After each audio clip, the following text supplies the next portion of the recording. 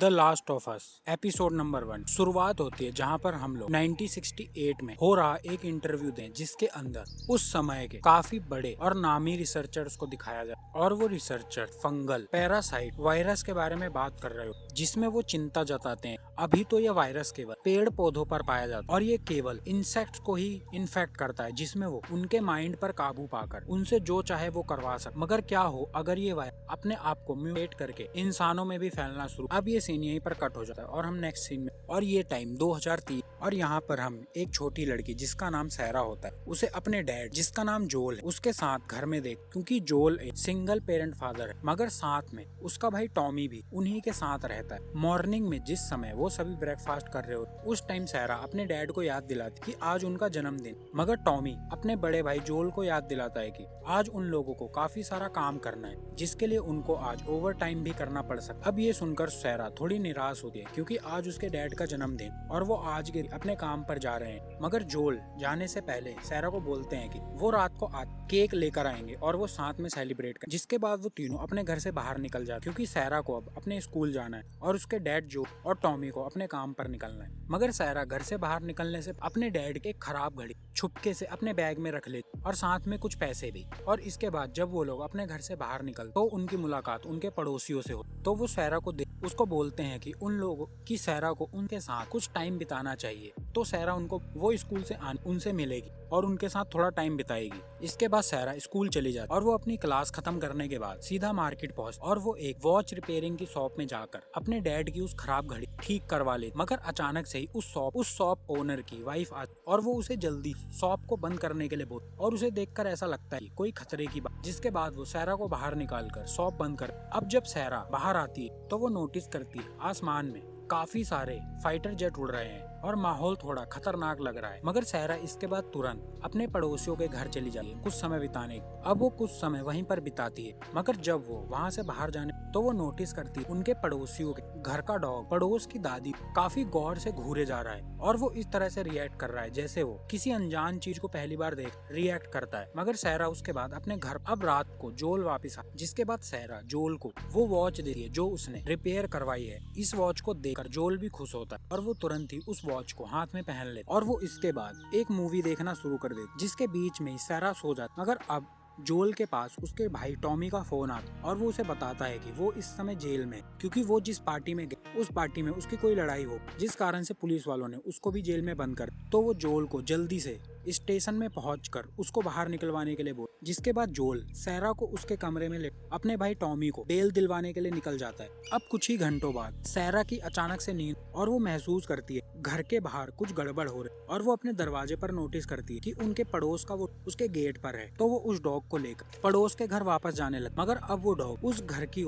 जाने से काफी ज्यादा डरता है और वो जबरदस्ती सहरा से अपनी पकड़ छुड़वाकर वहाँ से दूर भाग जाता। तो अब सहरा थोड़ा सा घबराती है और वो काफी हिम्मत करके अपने पड़ोसियों के घर में घुस जहाँ उसकी आवाज मारने पर भी कोई बाहर नहीं आता और कुछ अंदर घुसने पर सहरा देखती है कि उस घर में रहने वाला एक शख्स जख्मी हालत में खून से लथपथ उसके सामने पड़ा हुआ है और दूसरी तरफ उसी घर में रहने वाली वो दादी जो अपनी व्हील चेयर से उठ भी नहीं सकती वो उस घर के मेंबर पर अटैक कर रही और उनको बुरी तरह से मार रही। असल में ये वही फंगल जिसके बारे में हमें शुरुआत में बताया गया और अब इस वायरस रातों रात ही लोगों को इन्फेक्टेड करना शुरू कर दिया। उन्हीं में से एक ही दादी। अब ये देखकर सहरा उनके घर से काफी तेजी से बाहर निकल मगर वो दादी सहरा के पीछे काफी तेजी से भागती। मगर सहरा के बाहर पहुंच उसके डैड जोल और टॉमी भी वहां पहुंच जाते हैं और वो उस दादी को देखते ही गोली मार देते क्योंकि उन दोनों को भी पूरे शहर में इसी तरह की घटनाएं दिखी। इसके बाद वो सभी गाड़ी में बैठ शहर से बाहर निकलने की कोशिश करते हैं मगर शहर से बाहर जाने वाला हाईवे पूरी तरह से जाम हो जाए तो वो दूसरा रास्ता लेकर शहर के अंदर से निकलने की कोशिश करते हैं।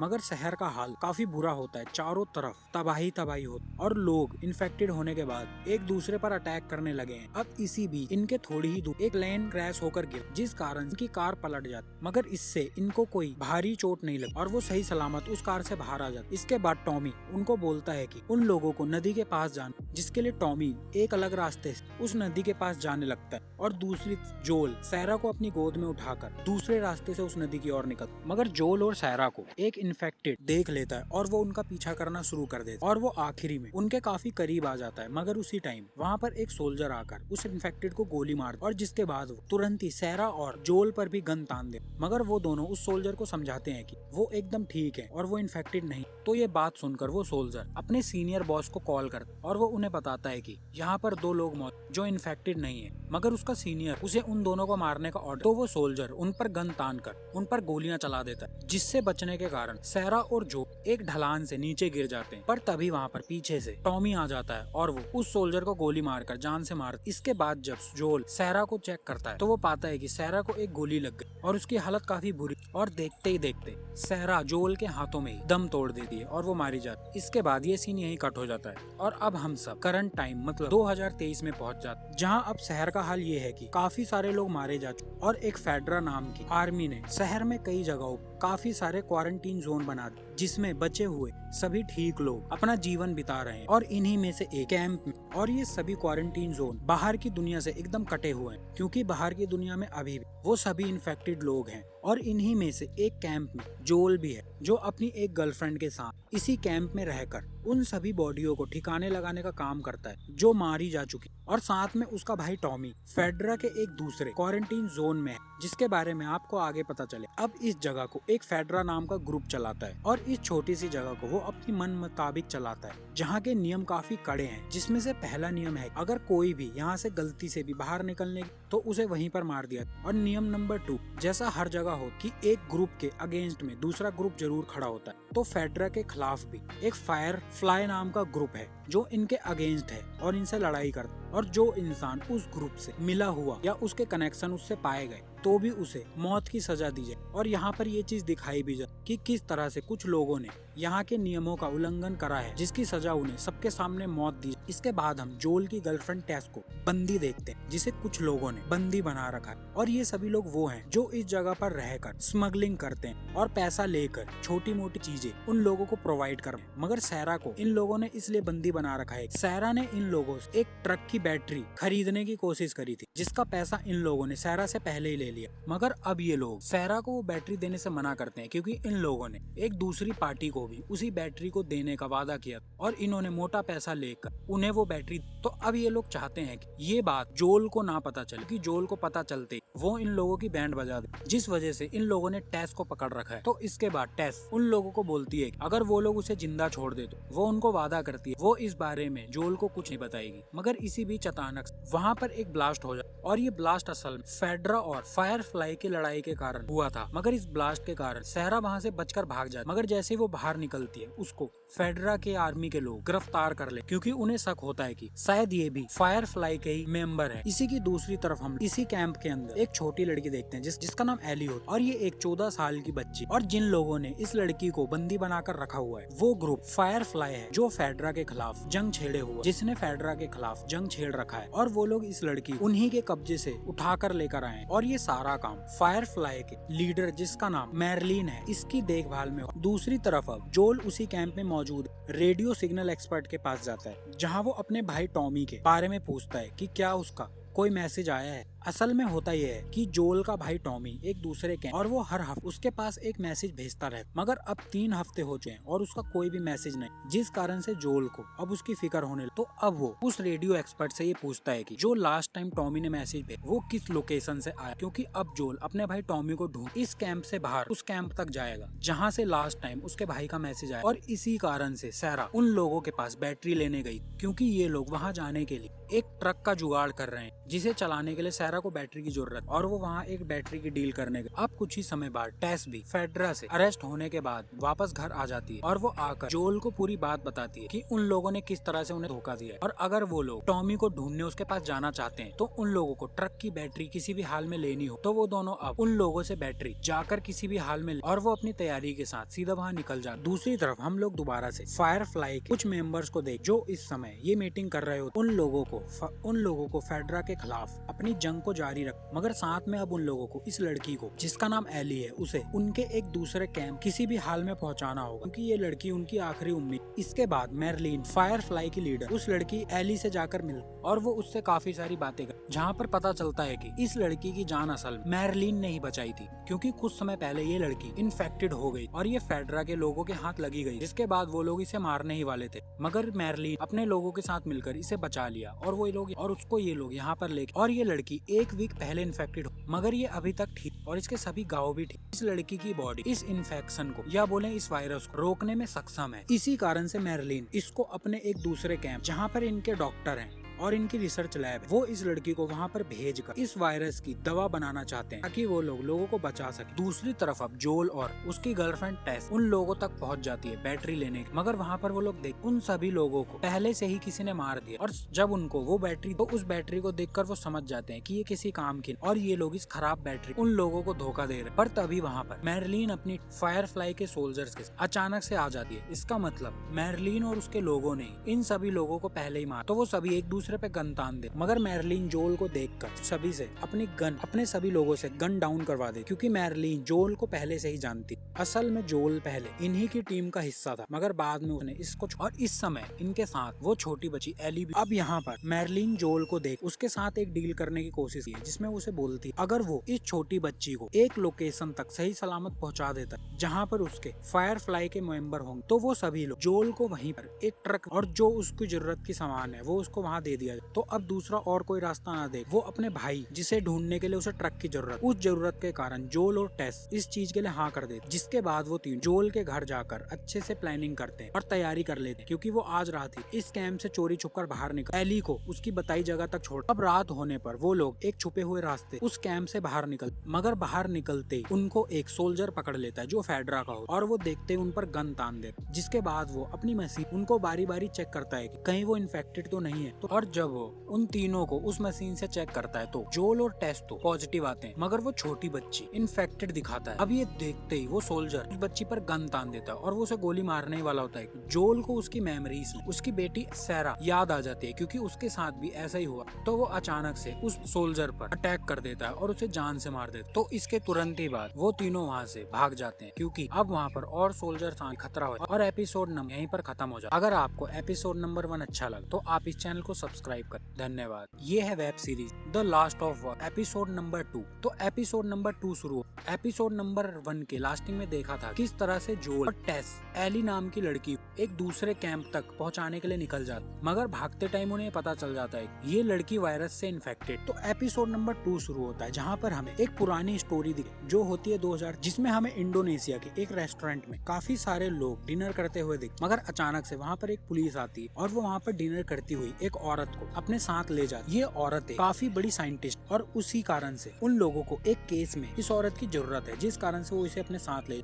अब लैब में पहुंचने के बाद वो पुलिस ऑफिसर उस साइंटिस्ट एक मरी हुई बॉडी, तो वो साइंटिस्ट उस बॉडी थोड़ी जांच पड़ताल कर, मगर जिस समय वो उस बॉडी के मुंह से एक सैंपल निकालती तो वो देखती है कि उसके मुंह से काफी सारी जिंदा पेड़ की जड़ें बाहर निकलने लगे हैं। ये देखकर वो साइंटिस्ट डर जाती है और वो उस बॉडी को वहीं छोड़कर बाहर भाग जाती है। अब बाहर पुलिस ऑफिसर उसको ये बात बताता है कि एक फैक्ट्री में 14-15 वर्कर्स थे, जहाँ ये औरत भी काम कर रही, जहाँ ये बॉडी वाली औरत भी, मगर अचानक से इनको पता नहीं क्या हुआ कि इन्होंने एक दूसरे पर अटैक कर दिया और इनकी हालत खराब होना शुरू। अब वो इस औरत को गोली मारकर यहाँ पर ले आए, मगर बाकी के 14 लोग गायब हैं। मगर वो साइंटिस्ट देखकर समझ जाती है ये एक तरह का इन्फेक्शन वायरस है, और वो उस ऑफिसर को बताती है कि इन लोगों के पास इसका कोई भी इलाज नहीं, और साथ में इसके बारे में उनको कुछ भी नहीं पता है कि ये चीज किस तरह से काम करती है, और शायद वो लोग इसकी कोई वैक्सीन भी नहीं बना पाए। और वो साइंटिस्ट समझ जाती है कि अब उन लोगों के पास कुछ ही टाइम बचा है। और ये दिखाने का कारण ये था कि इस एपिसोड में हमें ये बताया गया है कि शायद ये वायरस यहीं से फैला है। अब हम दोबारा से प्रेजेंट टाइम में आ जाते हैं, मतलब 2013, जहाँ पर इस समय जोल और टेस ये जान चुकी एली इन्फेक्टेड है, जिस कारण से उन दोनों ने उससे काफी दूरी बना रही है और उस पर गन तान रही, क्योंकि इन्फेक्शन के कारण वो कभी भी उन पर अटैक कर सकती। मगर एली उनको अपने हाथ पर वो जख्म दिखाती है जहाँ पर उसे एक इन्फेक्टेड ज़ॉम्बी काटा था, और वो उन्हें दिखा के बताती है कि उसे ये आज से 3 हफ्ते पहले काटा था, मगर वो अभी तक ठीक है और साथ में उसके सभी जख्म भी ठीक। इसी कारण से मैरलिन यानी फायरफ्लाइज उसको उस कैंप तक भेजना चाहते, उस पर रिसर्च करके वो लोग इस इन्फेक्शन की दवाई बना सकते हैं। तो ये सुनने के बाद जोल और टेस अपने ट्रक के लिए एली को लेकर आगे चलना शुरू कर देते, और अब कुछ सफर के बाद उनके पास चॉइस आती है, जिसमें उनके पास 2 रास्ते हो। जिसमें एक रास्ता लंबा होगा मगर वो कम खतरनाक है, और इसी के दूसरा रास्ता जो एकदम छोटा है मगर वो काफी ज्यादा खतरनाक, और उस पर जाना मतलब अपनी मौत को दावत देना। तो जैसा हर कोई करता, उन लोगों ने भी बड़ा रास्ता चुना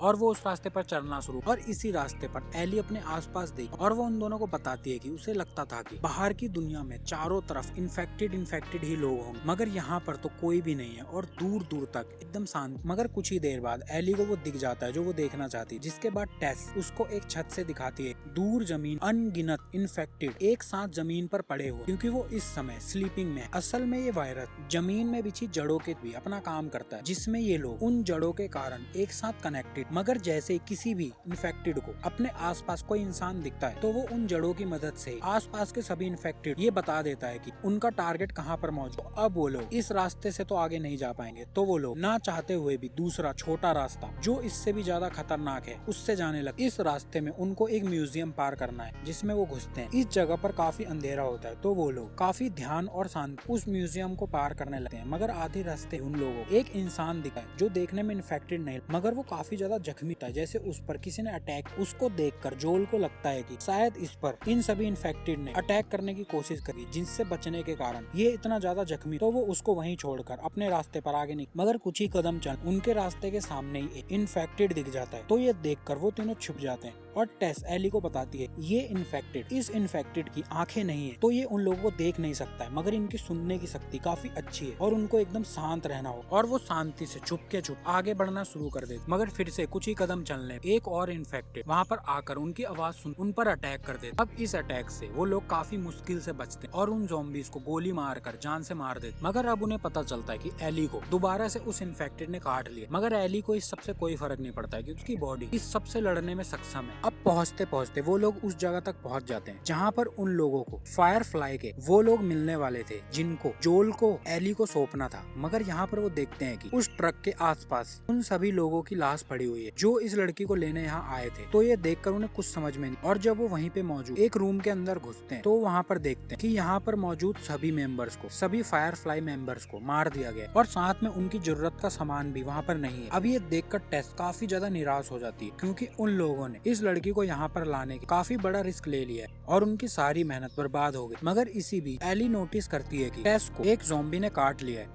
क्योंकि इससे पहले जब उन लोगों की म्यूजियम में इन्फेक्टेड से लड़ाई हुई तो शायद वहीं पर उस इन्फेक्टेड उस हाथापाई में टेस को काट लिया। मगर साथ में जो एली को काटा था उसका घाव चेक करने पर वो एकदम ठीक हो चुका। इसका मतलब असलियत में एली इस सब को रोक सके और इसको उस रिसर्च लैब तक पहुंचाना काफी ज्यादा जरूरी। अब इसके बाद टेस जोल को बोलती है उसको किसी भी तरह से इस लड़की को फायरफ्लाई के उस लैब तक पहुँचाना ही हो, क्योंकि अब यही लड़की दुनिया की आखिरी। मगर इसी बीच वहाँ पर एक इन्फेक्टेड आकर उन पर अटैक कर देते, लेकिन जोल अपनी गन से उसको खत्म कर देता। पर साथ में जब वो इन्फेक्टेड जमीन पर गिरता है तो उसके शरीर में मौजूद इन्फेक्टेड जड़ें जमीन में घुस जाती हैं और वो उसके आसपास सभी इन्फेक्टेड ज़ॉम्बीज़ को उनके बारे में बता देते और सभी इन्फेक्टेड अब उन्हीं की तरफ आना शुरू हो। जिसके बाद टेस उस जगह पर रखी सभी पेट्रोल को जमीन पर गिरा और साथ में सभी बम्स और वो जोर और एली को वहाँ से जाने के, क्योंकि अब उसका बचना नामुमकिन। मगर वो जाते इन सभी इन्फेक्टेड को भी मार दे, तो ना चाहते हुए एली को लेकर वहाँ से और उनके बाहर जाते ही वहाँ पर ज़ॉम्बीज़ की भीड़ आ जाती है और वो आते ही टेस को देखते ही उसे काट कर इन्फेक्टेड करने की कोशिश करते हैं। मगर टेस तुरंत आग लगाकर उस पूरी बिल्डिंग को उड़ा दे, जिसमें उसके साथ साथ वो सभी ज़ॉम्बीज़ भी मारे जाते। मगर बाहर उस बिल्डिंग को उड़ते हुए एली और जोल भी। और एपिसोड नंबर 2 यहीं पर खत्म। तो अगर आपको एपिसोड नंबर 2 अच्छा लगा तो आप इसके बाद का एपिसोड नंबर 3 जो आपको इसी चैनल पर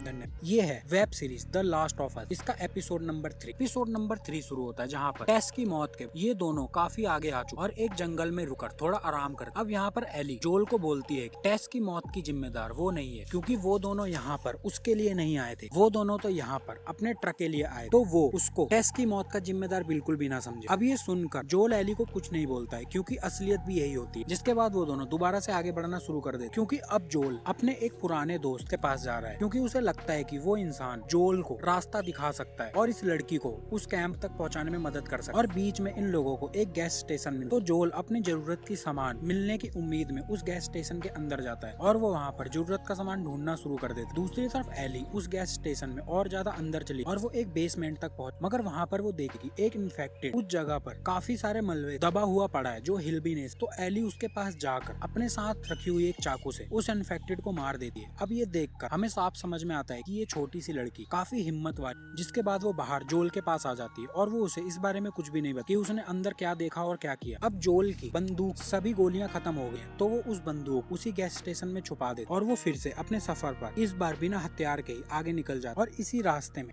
जोल एली को बताता है कि शायद ये इन्फेक्शन पैक्ड फूड की वजह से फैला है और ये इन्फेक्शन इतना ज्यादा तेज था कि इसने 2-3 दिन के अंदर पूरी दुनिया को तबाह कर और पूरी दुनिया बदल। अब उसी रास्ते में आगे एली एक गड्ढे के काफी सारे कंकाल देखी जो उन इंसानों जो नॉर्मल असल में इन सभी इंसानों इन्फेक्शन फैलने के बाद आर्मी ने मारा था और यहाँ पर लाने के आर्मी ने उनसे झूठ बोला कि वो लोग उनको एक सेफ जगह पर ले जाए, मगर उन लोगों ने यहाँ लागा और मार दिया। इसके तुरंत ही बाद हम लोग सीन में शिफ्ट होते हैं और हम एक बिल नाम के आदमी, और ये बिल वही है जिसके पास इस समय जो हेल्प लेने के लिए आ रहा है। और बिल को भी हमें पास्ट में 2003 से दिखाया जब ये इन्फेक्शन फैला था। असल में जिस समय गवर्नमेंट बिल के टाउन को खाली करा रही थी और सभी लोगों को वहाँ से ले जा रही थी, उस समय बिल अपने एक सेफ रूम में छुपकर उसी जगह पर रुक गया था क्योंकि असलियत में गवर्नमेंट उसके टाउन के सभी लोगों को ले जाकर मारने वाली थी। और गवर्नमेंट के ये करने के बाद बिल उसके पूरे टाउन का एक अकेला जिंदा आदमी, जिसके बाद वो पूरे टाउन का राजा बन जाता है और वो उसी जगह पर खुशी खुशी रहना शुरू है, जिसके लिए वो उस जगह को काफी एडवांस बना देता है और खुद को बचाने के लिए उस टाउन को चारों तरफ से फेंसिंग कर देता है कि काफी एडवांस सिक्योरिटी कैमरास लगा और सिक्योरिटी डिवाइसेस लगा अपने आप को बाहर से पूरी तरह से सिक्योर कर ले। और टाउन होने के कारण उसको इस जगह पर हर रोजमर्रा की जरूरत की अवेलेबल हो जैसे गैस और बिजली, तो वो शांति से इसी जगह पर रहना शुरू कर देता और उसके पास खाने की भी कोई कमी नहीं। अब बिल का कुछ समय इसी तरह निकल जाता है, मगर एक दिन वो देखता है कि उसके बनाए एक गड्ढे के अंदर एक आदमी गिरा पड़ा है और वो जब उसे जाकर देखता है तो वो एक फ्रैंक नाम का आदमी हो जो देखने में ठीक लगता है, जिसको देखकर लगता है कि ये इन्फेक्टेड नहीं है। तो फ्रैंक बिल को बोलता है कि वो काफी भूखा है और खाना खाना चाहता है। जिसके बाद बिल थोड़ा हिचकिचाते हुए फ्रैंक को गड्ढे से बाहर निकालकर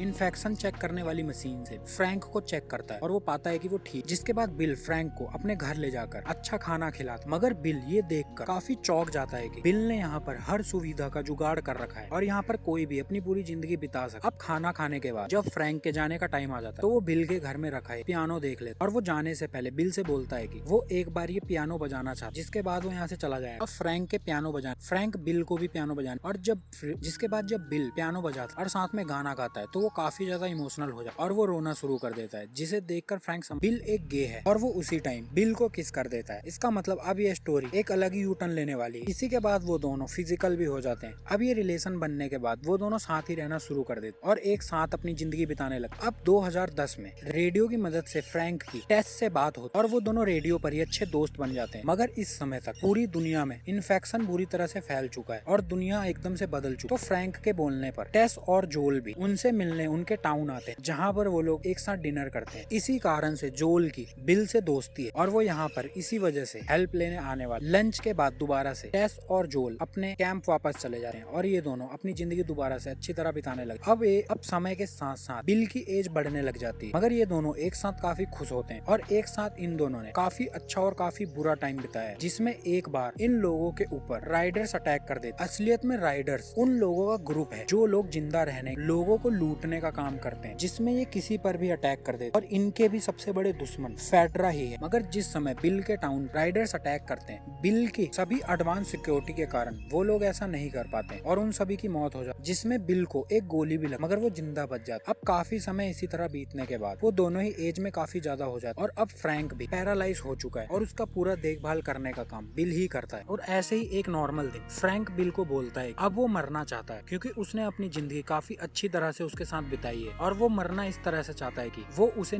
ओवरडोज देकर जान से मरता है, क्योंकि वो मरना भी उसी के हाथों से चाहता है। अब बिल की फ्रैंक की ये बात सुन बिल ना चाहते हुए भी इस चीज के लिए हाँ कर देते, मगर मरने से पहले वो बिल से शादी करना, तो वो दोनों पहले शादी कर लेते और अपनी आखिरी रात वो दोनों एक साथ डिनर कर रहे होते हैं, जिस डिनर में बिल को फ्रैंक उसकी वाइन में नींद की ओवरडोज मिलाकर दें। तो एंड में बिल ये करता है और फ्रैंक वो वाइन पी लेता है। मगर इसके बाद बिल बताता है उसने पहले ही पूरी वाइन की बोतल में नींद की ओवरडोज कर दी। इसका मतलब अब उन दोनों ने उस वाइन को पी। जिसके बाद बिल बोलता है उसके आने के बाद उसके जीने की वजह वही है और अगर वही मर जाता है तो वो जीकर क्या करे, जिस कारण से वो भी उसी के साथ मर। इसके बाद वो दोनों खुशी खुशी एक दूसरे को लेकर अपने बेडरूम में चले और उसे अंदर से लॉक कर लेते। मतलब ये तरीका था उन दोनों का एक साथ मरने। अब यहाँ प्रेजेंट टाइम में जोल एली को लेकर बिल के घर तक पहुंच जाता और उनकी दोस्ती के कारण उसे पता होता है कि उसे अंदर कैसे घुस सकता। तो वो सभी सिक्योरिटी डिवाइसेस को बाईपास करता हुआ अंदर घुस जाता। मगर अंदर जाने पर उसे बिल और फ्रैंक में से दोनों में से कोई नहीं मिला। मगर एली को एक नोट मिला, जिस नोट की मदद से उन लोगों को उन दोनों के बारे में सब कुछ पता चल जाता है, क्योंकि उस नोट बिल ने सब कुछ लिख रखा था कि वो दोनों क्या करने जा रहे हैं। मगर साथ में बिल ने उस नोट में ये भी लिखा था अगर जोल चाहे तो वो अब यहाँ पर मौजूद किसी चीज का इस्तेमाल कर ताकि वो अपनी पार्टनर टेस सुरक्षित रख सके। मगर बिल को ये नहीं पता होता उस टाइम जिस समय जोल यहाँ पहुंचे उस समय तक टेस की मौत हो जाए। अब ये पढ़कर जोल थोड़ा इमोशनल हो, मगर फिर बेसमेंट में जाने पर जोल को बिल की कार मिल जाती जिसकी मदद से वो लोग उस कैंप तक सुरक्षित पहुंच सके और साथ में उसे बिल के काफी सारे हथियार भी मिलते। तो अब बिल की तो हेल्प मिल नहीं सकती क्योंकि वो मर चुका। तो अब जोल प्लान बनाता है वो सीधा उस कैंप तक जाए जहाँ उसका भाई, जहाँ से उसके भाई का लास्ट मैसेज, क्योंकि असलियत में जोल का भाई टॉमी भी पहले उसी के साथ उसके कैंप में रहता था। मगर उसने बाद में फायरफ्लाइज को और वो इस कैंप से दूसरे कैंप चला, लेकिन बाद में पता चला कि उसने फायरफ्लाइज भी। तो उसे लगता है कि अगर उसका भाई टॉमी उसे मिल तो टॉमी उनकी मदद जरूर कर पाएगा एली को उसकी डेस्टिनेशन तक पहुंचाने। तो वो लोग अब सीधा उसी लोकेशन पर जाने की सोच लेते हैं जहाँ जोल को लगता है उसका छोटा भाई टॉमी। अब बाहर निकलते टाइम एली को उसी घर से एक छोटी गन मिल, तो एली उस गन को अपने बैग में छुपा ले जिसके बारे में जोल को कुछ नहीं पता होता। इसके बाद वो दोनों बिल की कार को लेकर टॉमी को ढूंढने के लिए निकल जाते और एपिसोड नंबर 3 यहीं पर खत्म हो जाता। अगर आपको एपिसोड नंबर 3 ये है द लास्ट ऑफ अस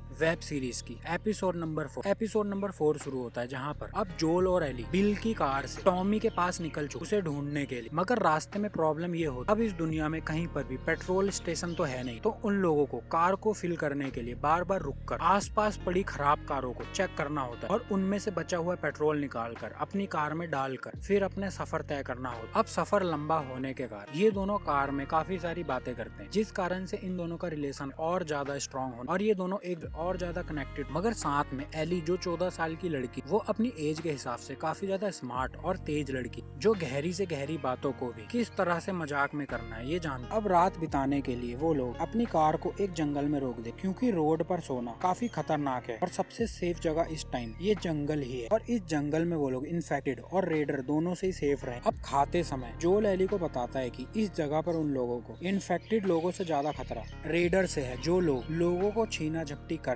उन्हें मार देते। अब सोने से पहले एली एक अपने साथ रखी जोक वाली बुक जोल को एक जोक सुना जिसे सुनकर जोल हंसने लग जाता है और हम लोग इस वेब सीरीज पहली बार जोल को हंसते हुए देख और वो लोग हंसते हंसते सो जाते हैं और लकीली उनकी ये पूरी रात सेफली गुजर जाती है और वो दोबारा से कार में अपने सफर पर मतलब जोल के भाई टॉमी को ढूंढने निकल जाता। अब इसी कार जोल अपने भाई टॉमी की स्टोरी बताता है किस तरह से पहले वो उनके साथ ही रहता था मगर बाद में मैलरी के उसने उसके कहने पर फायरफ्लाइज को ज्वाइन कर लिया और वो इस कैंप से निकलकर दूसरे कैंप में गया। मगर बाद में पता चला उसने अब फायरफ्लाइज को भी छोड़ दिया और अब 3 हफ्तों से उसके भाई का कोई मैसेज नहीं। उसके पास फैमिली के नाम पर बस एक भाई और वो किसी भी कीमत पर उसे खोना नहीं चाहता और वो उसे ढूंढ कर ही रहे। और साथ में जोल एली को ये भी बताता है वो उसको केवल एक पार्सल समझे जिसे उसे सही सलामत उसकी सही डेस्टिनेशन तक यानी रिसर्च लैब तक पहुंचा, उससे ज्यादा वो उसे कुछ नहीं समझ। अब पहुंचते पहुंचते वो लोग एक टनल तक पहुंचे जिसका रास्ता काफी सारी खराब पड़ी कारों से और यही रास्ता उनको शहर तक ले जाता। तो वो लोग उस रास्ते को छोड़कर दूसरा रास्ता लेते हैं जो शहर के अंदर से होता हुआ निकल। मगर जैसे ही वो लोग उस दूसरे कैंप मेन एंट्रेंस गेट तक पहुंचते हैं तो वो देखकर दंग रह जाते कि गेट पर कोई भी फेडरा का सोल्जर नहीं और देखकर ऐसा लग रहा है कि ये कैंप एकदम खाली पड़ा है। मगर इसी के तुरंत बाद उनकी कार के आगे एक आदमी आ जाता है जो काफी ज्यादा जख्मी होता है। मगर जोल उस आदमी को देखकर समझ जाता है कि ये एक तरह की चाल है क्योंकि वो भी पहले इस तरह के काम कर चुका है और उन्हें पता है कि ये एक चाल है। जिसके बाद जोल तुरंत कार को वहाँ से भगा मगर इसका कोई फायदा नहीं होता है। उनकी कार पर अटैक कर दिया जिस कारण से उनकी कार जाकर एक खाली अपार्टमेंट में भिड़ जाती मगर वो दोनों सेफ होते और अब उन लोगों पर काफी सारी गोलियां चलाई जा और ये जो गोलियां इन पर चलाई जा रही है ये कोई और नहीं ये रेडर्स का ग्रुप है जो लोगों से छीना झपटे का काम कर। मगर जोल किसी तरह से एली को वहीं मौजूद एक सेफ रूम तक जाने के लिए जिसके बाद एली रूम में चली जाती। दूसरी तरफ बाहर जोल अपने अच्छे निशाने से उन सभी रेडर्स को एक एक करके जान से मार देते मगर उन्हीं में से एक रेडर जोल को घायल करके उसका गला घोटना शुरू कर देता और वो काफी मुश्किल में आ जाता। अब ये देखकर एली दोबारा से सेफ रूम से बाहर आ जाती और वो अपनी बैग से वही गन निकालती है जो उसने उस समय अपने बैग में छुपा ली और वो तुरंत ही उस आदमी की पीठ पर गोली मार देती जिस कारण से जोल की जान बच जाती। लेकिन ये कर एली कुछ देर के लिए सदमे की माइंड स्टेट में क्योंकि कुछ भी बोलो अभी एली 14 साल की एक छोटी। अब कुछ ही सेकंडों बाद वहाँ पर रेडर्स के काफी सारे लोग आ जाते जिनसे बचने के लिए जोल और एली वहीं पास मौजूद एक बिल्डिंग में घुस। अब ये सीन यहीं पर शिफ्ट हो और हमें नेक्स्ट सीन में यहाँ पर हम लोग इन सभी रेडर्स के एक कैंप को देखते हैं, जिस कैंप को इन लोगों ने फेडरा से मुकाबला कर उनसे छीना और यहाँ पर कब्जा किया। और इस औरत का नाम कैथलीन है, जो इन सभी रेडर्स की लीडर है। और इस समय ये एक आदमी पूछताछ कर रही है। असल में कहानी ये है कि कैथलीन का एक भाई, जो इससे पहले रेडर्स का ही लीडर था, उसे फेडरा ने मार दिया। और कैथलीन को ये शक है कि उसके भाई की खबर फेडरा वालों को उन्हीं के एक आदमी जिसका नाम हेनरी है उसने दी थी। और इस समय वो हेनरी गायब है। और कैथलीन अपने भाई की जान का बदला लेने के हेनरी को किसी भी कीमत पर ढूंढकर उसे जान से मारना चाहती है। और कैथलीन को लगता है कि ये आदमी जिसे उन्हें बंदी बना रखा है, इसको पता है कि हेनरी इस समय कहाँ है। लेकिन इसी के बाद कैथलीन को बाहर बुलाया जाता है और वो देखती है कि उसके कुछ आदमियों किसी ने जान से मार दिया। और ये सभी वही रेडर्स हैं जिन्हें जोल ने अभी अभी जान से। मगर कैथलीन को ये लगता है कि इन सबको मरवाने वाला भी हेनरी, तो वो और ज्यादा गुस्से में आ जाती है और वो तुरंत अंदर जाकर उस आदमी को गोली मार देती, जिस पर उसे शक होता है कि इस आदमी को पता है कि हेनरी कहाँ है। और इसके बाद वो अपने सभी आदमी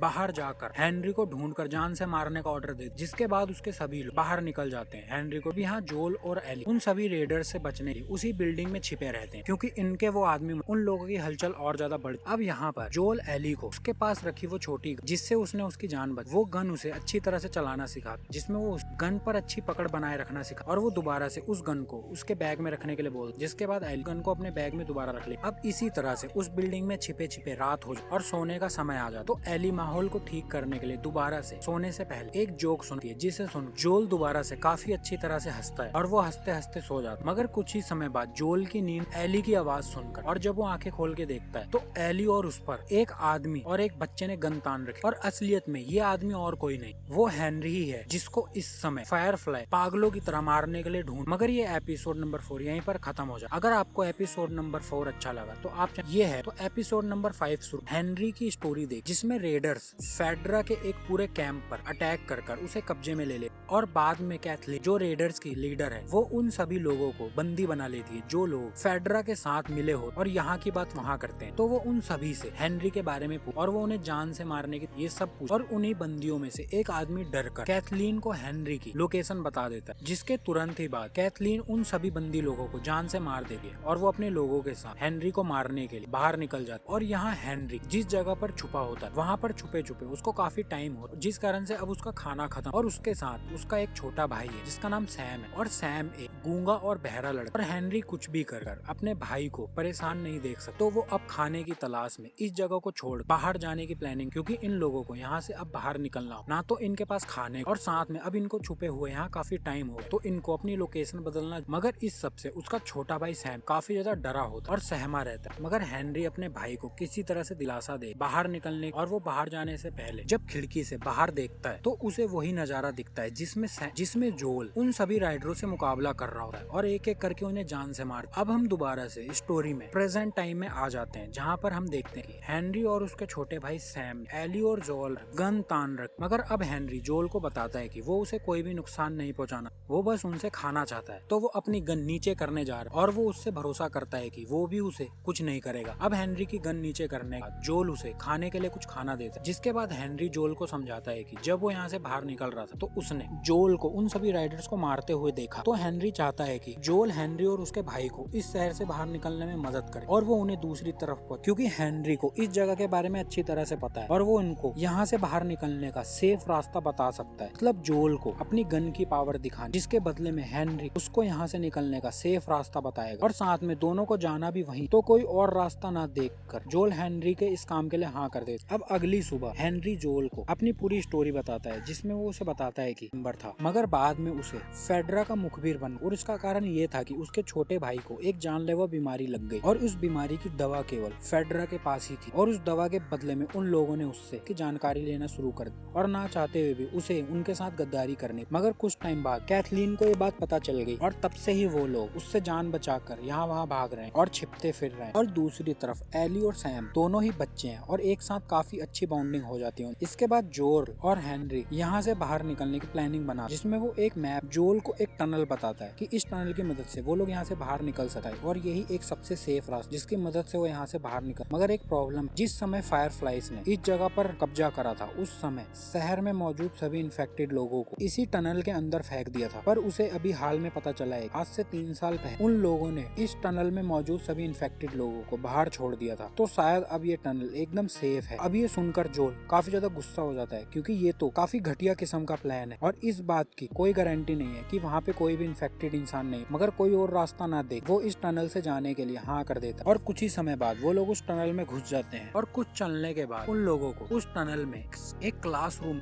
जहाँ देखकर लगता है कि इस जगह पर पहले बच्चों को पढ़ाया जाता होगा। अब इस जगह पर सैम और एली काफी ज्यादा खुश हो क्योंकि यहाँ पर उन लोग को काफी सारी चीजें मिल रही जिनसे वो खेल सकते हैं और पढ़ने के लिए काफी सारी कॉमिक बुक भी मिलती। तो वो दोनों अब वहीं पर कुछ समय रुकने की बात बोलते हैं, जिसके बाद वो सभी वहीं पर कुछ समय के लिए रेस्ट करने लग जाते हैं। अब इसी बीच हेनरी दोबारा से जोल को बताता है कि रेडर की लीडर जिसका नाम कैथलीन है वो उसके पीछे पड़ी क्योंकि जिस समय उसने फेडरा को इनकी मुखबरी करी थी तो उन लोगों ने उस समय के लीडर जो कैथलीन का भाई जिसका नाम माइकल था, फेडरा ने माइकल को बंदी बनाकर जान से मार दी। फेडरा जिस कारण से कैथलीन उसको किसी भी कीमत पर जान से मारना चाहती है। इसके दूसरी तरफ हम कैथलीन को देख जो अपने मरे हुए भाई माइकल के बारे में सोच रही होती है और वो बोलती है कि माइकल एक काफी अच्छे दिल का इंसान जो कभी किसी के बारे में बुरा नहीं सोचता था और उसके उलट कैथलीन एकदम अलग है जो अपनी बात मनवाने के लिए किसी भी कीमत तक जा सकती। लेकिन हेनरी के कारण उसके भाई की मौत हुई तो वो अब किसी भी कीमत पर हेनरी को नहीं छोड़ेगी, जिसमें उसके आदमी भी उसका पूरा साथ दे रहे हैं और वो दोबारा से अपने आदमियों और तेजी से हेनरी को ढूंढने के लिए बोलती। दूसरी तरफ अब ये लोग टनल से बाहर सेफली आ जाते जिस कारण से वो लोग काफी खुश होते हैं क्योंकि उन लोगों ने एक काफी बड़ा प्रॉब्लम सॉल्व कर लिया। लेकिन उसी समय उनके ऊपर कहीं से गोलियां चलने लग जाती और ये गोली केवल एक शख्स चला रहा हो। तो अब जोल उन सबको वहीं पर छुपा कर बचते बचाते उस घर के अंदर घुस जाता है जहाँ से वो गोलियां चल रही हैं और वहाँ जाकर वो देखता है कि उन पर गोली चलाने वाला शख्स एक बूढ़ा आदमी। तो वो उस बूढ़े आदमी को रोकने की कोशिश करता है मगर वो आदमी जोल पर अटैक करने की कोशिश करता है, जिसके जवाब में जोल उसे गोली मार देता। मगर वो बूढ़ा आदमी जैसे ही मरता है उसके हाथ से एक वॉकी टॉकी गया। इसका मतलब ये फायरफ्लाई का आदमी है और इसने अपने लोगों को इन लोगों की लोकेशन के बारे में बता दिया। इसके कुछ ही सेकंडों बाद वहाँ पर फायरफ्लाइज के काफी सारे लोग आ जाते हैं अपनी गाड़ियों के साथ और इनके साथ कैथलीन भी होती है, जिसके बाद वो उन लोगों को चारों तरफ से घेर लेते। और इस समय सिचुएशन ये हो जोल उस बिल्डिंग में छुपा हुआ है जहाँ वो बूढ़े आदमी को और ये तीनों यहीं पर गाड़ी के पीछे छिपे। अब कैथलीन बाहर आते ही हेनरी को बोलती है अब उन लोगों के पास भागने का कोई और रास्ता नहीं तो वो खुद ही बाहर आ जाए। अब इसी कारण से हेनरी उन्हें कार के पीछे से ही बोलता है कि वो बाहर आने को तैयार है मगर बदले में वो लोग इन बच्चों को छोड़ दें क्योंकि इनका कोई कसूर नहीं। मगर कैथलीन के एटीट्यूड से साफ लगता है कि वो यहाँ से किसी को जिंदा नहीं जाना। अब कोई और रास्ता ना देकर हेनरी बाहर आ जाता है और वो कैथलीन को समझाने की कोशिश करता है वो बच्चों को छोड़, मगर वो हेनरी को देख ही गुस्से में आ जाती है और वो उसे गोली मारने का ऑर्डर दे देती। मगर इसी बीच एक चीज हो जिसमें हम देखते हैं कि